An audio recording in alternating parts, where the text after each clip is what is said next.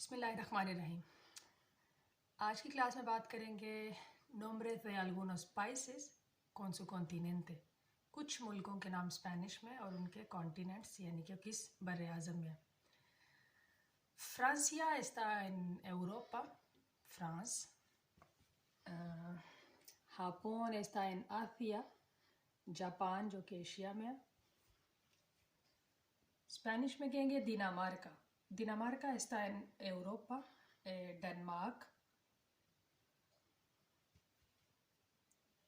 Korea del sur está en Asia, Asia में है क्योंकि इसके दो पार्ट हैं, सूर और नॉर्थ, और हमारे पास सूर का ही बंदेरा था कोरिया del sur, तो ये एशिया में है कोरिया।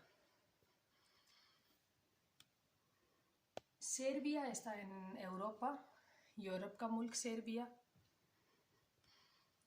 सुइसा está en Europa यानी कि स्विट्ज़रलैंड।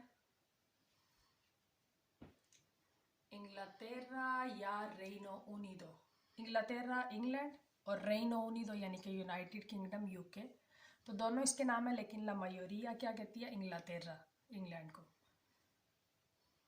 टूनीसिया está en अफ्रीका, तो ये अफ्रीका के कॉन्टिनेंट का मुल्क है टूनीसिया, और इंग्लिश में भी ट्यूनीसिया ही है। Panama está en north America, तो जो नॉर्थ अमेरिकन बर आज़म है उसका मुल्क पानामा, तो इंग्लिश उर्दू में भी पानामा ही है। इस्लांडिया está en Europa, Iceland Europe का मुल्क।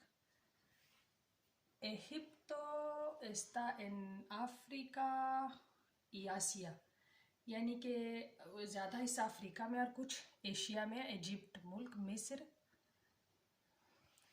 ईरान está en आसिया, एशिया का मुल्क ईरान।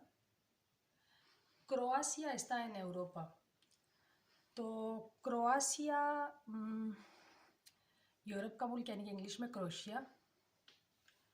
मेहिको, स्पेनिश में क्या कहेंगे, मेहिको está en सूद अमेरिका, तो ये जो बर आज़म है लातिन अमेरिकन मुल्क, लैटिनो अमेरिकानोस, यानी कि सूद अमेरिका भी कहते हैं, यहाँ लातिनो अमेरिका भी कहते हैं, तो उसका मुल्क मैक्सिको, स्पेनिश में मेहिको। आगे आ गया कोलंबिया está en सूद अमेरिका, तो ये भी सेम मेहिको की तरह लातिनो अमेरिका मुल्क है कोलंबिया, तो इंग्लिश में कोलंबिया और स्पेनिश में कोलंबिया है। बेल्जिका está en Europa, तो बेल्जियम जो है उसको स्पेनिश में कहते हैं बेल्जिका। एस्पानिया está en Europa, स्पेन हमारा अपना मुल्क। तो क्लास के पहले हिस्से में इतना ही, अगले यानी कि सेकंड पार्ट में बाकी मुल्कों के नाम करेंगे इंशाल्लाह।